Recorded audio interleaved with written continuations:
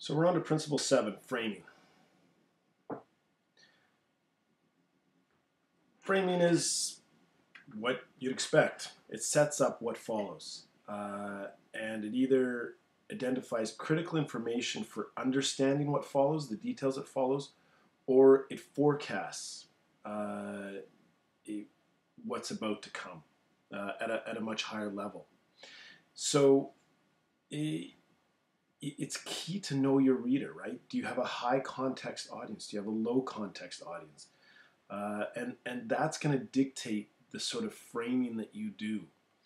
And in contrast to Principle 8, which is visible structure, particularly around headings, framing is about imposing invisible structure. Obviously, as an editor, it's not invisible, but for your reader, you want them to think about content. You don't want them to think about structure. You don't want them to do any work. You don't want them to be wondering, why am I reading this? So that's what I mean by hopefully invisible structure. That they read this framing and they're taking up information in an effortless way that they're not conscious that they're doing work. They're not frustrated, which is the worst thing that you can do, or the worst condition you can put your reader into.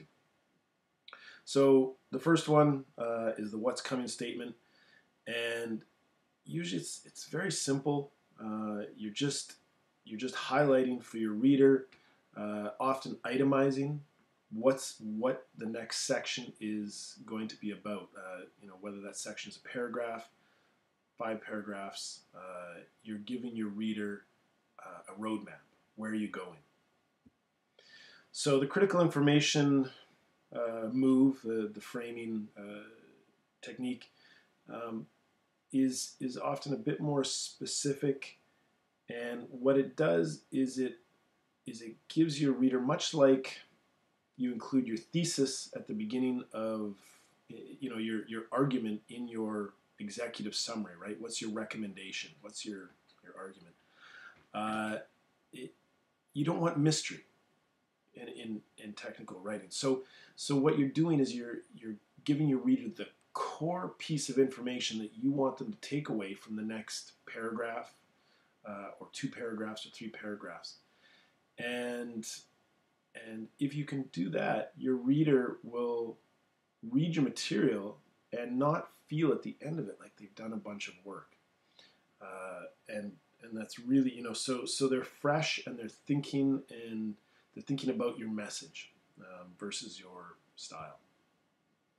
So a couple of the key problems is obviously missing framing information, where people jump over essential, whether it's a heads up to what's coming, or the key, the critical information. They just don't include it, and so part of that is where people worry that either they're going to appear simple, or that they're going to appear condescending to their reader, that they're dumbing down material and insulting their reader, that they're maybe you're writing for peers, maybe you're writing for a boss, but clarity of communication is different than doing a lengthy definition of something that all your readers are going to know about. So those are 2 different things, and you've really got to make sure you understand that. Inappropriate framing is where you've sent the reader off in the wrong direction, right? If we're using the metaphor of a map, you've told them they're going to Toronto, and you sent them to Ottawa. And I'll show you an example in a second to do with 3D printing. But it's really where you pick up on some detail that's embedded in your material, and instead of thinking about the big picture, and really, what is just like we have a purpose for a whole document, each sentence and each paragraph has a purpose. So what is, and each section has a purpose. So what is, and that's where you come back during the editing phase. What is the purpose of this sentence, of this paragraph, of this section. And once you write that out, you generally will have written out the parts of your framing for that next material that's about to come. So when you implement it, as you'll be developing your draft over the next month, hopefully sooner, you're writing your draft and you're trying to be as uninhibited as possible. That's fine. If some people naturally frame, some don't.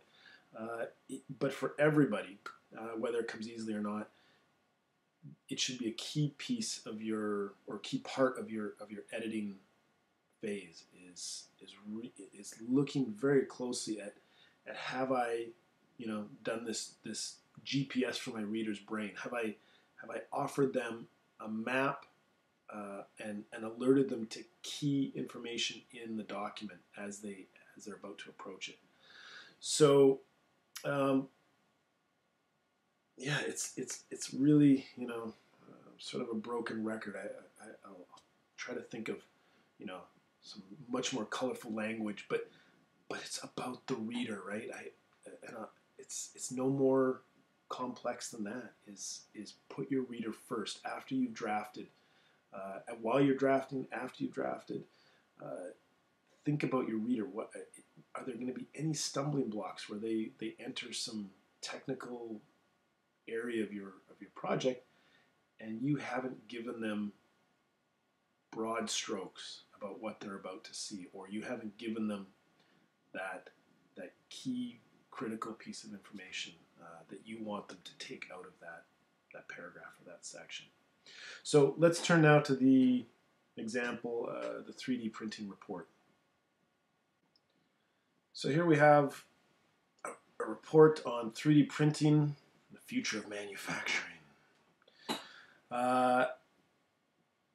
An image of a car. We assume that it was printed, or at least parts of it, components.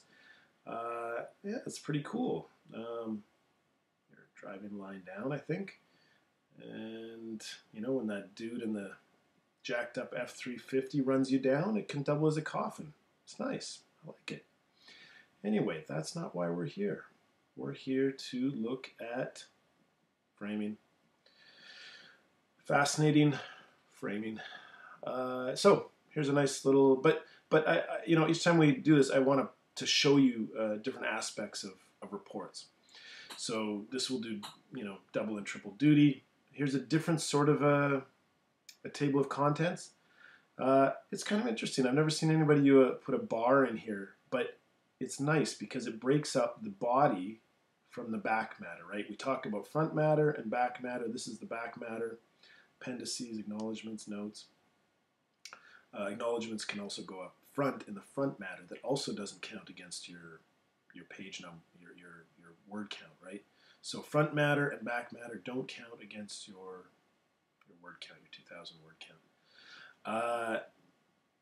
So that's kind of nice. I like that. I might start using it.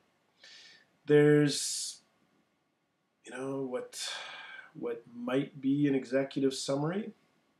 Should name it. If it is, be very clear. It looks like they left it off. You are being asked to do an executive summary, and it is key for distilling down your core idea. Your readers may only read your executive summary, so it's a key piece that you have to work hard on. They've got some text pullouts. That's okay. Couple graphics with text. Unique advantages, areas of further development. I'm not jumping up and down about it, but it does identify it clearly. So here we go. We're on page 5, and so here's an example of critical information framing. And whether it's the best example in the world or not, just play along. So we've got some background, right? As the process has evolved, it became known as additive manufacturing. Because many AM methods were based on inkjet printing technology, the term 3D printing was broadly adopted by industry and mass media to refer to any additive manufacturing process. So they say, they clarify that we use 3D printing to describe the creation of physical objects layer by layer from data delivered by a 3D printer. The difference between traditional manufacturing and 3D printing is how the objects are formed, right? There is critical information about what's about to come. Now, take it out, right? You've got this, their definition. You transition to traditional manufacturing processes generally use a subtractive approach that includes a combination of grinding, forging, bending, molding, welding, cutting, gluing, and assembly. It kind of works, right? It's okay. Take the production of seemingly simple objects such as an adjustable wrench. They've got an example. Examples are great. They've given a description of traditional manufacturing and then an example.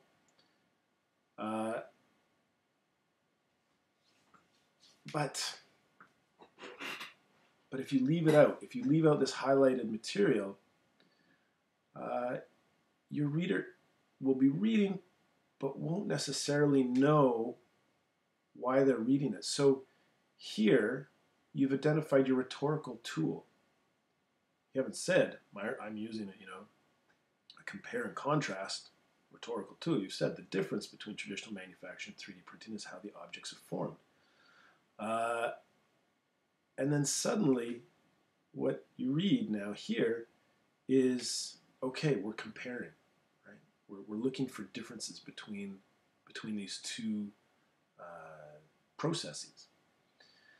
And that's it.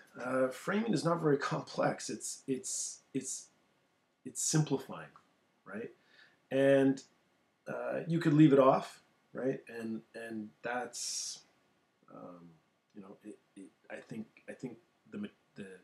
this text could survive without this sentence, this highlighted sentence, but it wouldn't be as strong. Now, what happens in terms of inappropriate framing is that sometimes people they go for attention grabbers, or they pass on things that they're interested in. So the rest of this paragraph talks about raw material being wasted along the way, and vast quantities of energy are expended in heating and reheating the metal. So part of it is a savings of energy, and there's an environmental side of it. So an example of inappropriate framing might be something like a sentence like, the earth has only so many resources and we're wasting them, period. Traditional manufacturing processes generally use a subtractive approach that includes a combination of grinding, blah, blah, blah.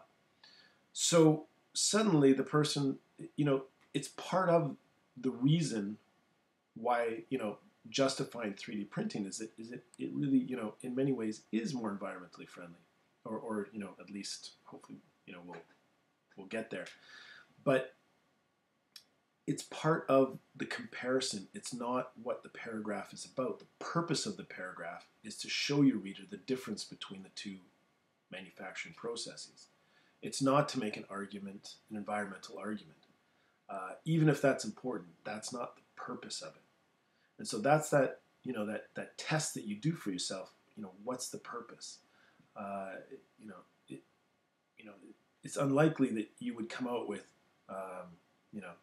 make reader aware of environmental advantages. Maybe, but you're probably starting, that would come after. It wouldn't be your primary, distinguishing between tradition and traditional manufacturing and 3D printing. So that's example number one. There's a 3D printed adjustable wrench. It's printed and it actually works. They put some sort of fluid on the moving parts so that after the printing goes through, it works. It's amazing. I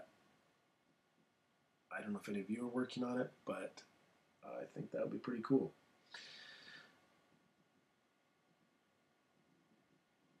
So here is an example of the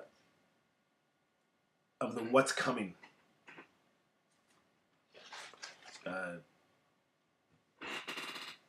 statement, and I'll highlight it for you. Right, you've got some material here about broadening the range of possibilities. Somebody's used it to print chocolate. Somebody's used it to print ground scallops and cheese, which sounds kind of tasty. But here, you're shifting gears, right? Somebody might just jump in and start giving a whole bunch of examples, right? Oh, I've got examples. Great, I've got examples. But what's the common thread between these examples? It's being applied to biological substances, open the door to research on a range of health applications. Ah, okay, right? What's coming? A bunch of examples of health applications. Framing is no more and no less than that. Just, what are you about to read? What's the critical information? There's another example on page 10. Oh, here's some images they're using.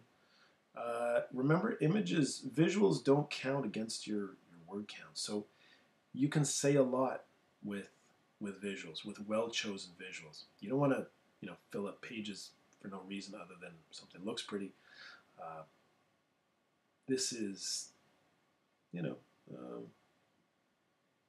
useful. Again, I'm not a huge fan of this light-colored text. Another visual. They made a giant polyurethane something here. Okay, page 10. Aerospace.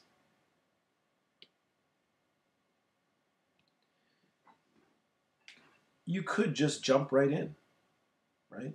Aerospace, Boeing, right? Jump right into the example. Boeing, a pioneer in 3D printing, has printed 22,000 components that are used in a variety of aircraft. For example,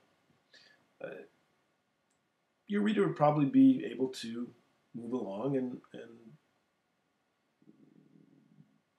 catch up and figure out what the point is. But you put this in. Like many industries, aerospace is leveraging 3D printing to improve the performance of assets, reduce maintenance requirements, consolidating components, and saving fuel costs with lighter parts. Suddenly people are like, yeah, okay, got 1, 2, 3, 4 reasons, right? Improve performance of assets, reducing maintenance requirements, consolidating components, and saving fuel costs. It's good framing. One step better might be to actually number them, right? If you've got 4 components or 4, reasons that an industry is doing it, number it. And then where you go through, you can say first, right? Second, third, fourth. We'll talk more about that in other principles, but it's good, right? This is a good framing start. Now, in terms of inappropriate framing is where you might only highlight one of these, where you would say something like many industries, aerospace, the aerospace industry is worried about fuel savings. And then start talking about performance assets, reducing maintenance requirements. But your framing has only focused on one of them. So that's really the trick, right? Is you don't want to mislead your reader because they're going to be expecting whatever you tell them in that framing, they're expecting to see it right away. They're expecting to see, performance of assets, maintenance requirements, then consult, and they're expecting to see them in that order. So then if you put it in this order, but the order with which you deal with it in your text is different, that's also inappropriate framing. So it has to be parallel, right? The framing and the structure of what is being framed have to be the same. We could go on, but we won't. I think that's pretty good, and hopefully that's helpful. I can post up a link to this if anybody wants to have a look at it.